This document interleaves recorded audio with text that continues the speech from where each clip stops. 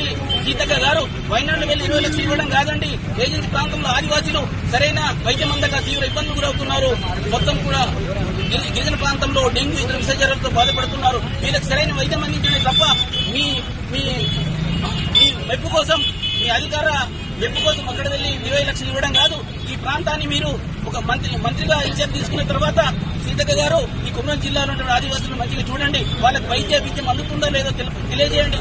అంతేగాని మీ మెప్పు కోసం మీ యొక్క హైకమాండ్ కలవడం, వారి మెప్పు కోసం ఇది చేయడం కాదు. ఈ ప్రాంతంలో వైద్యం ఖచ్చితంగా అందించాలి. సిర్పూర్, లింగపూర్ తర్వాత జైనుల్లో ఎటువంటి వైద్యాధికారులు లేరు, స్టాఫ్ సంబంధించిన వైద్యాధికారులు లేరు.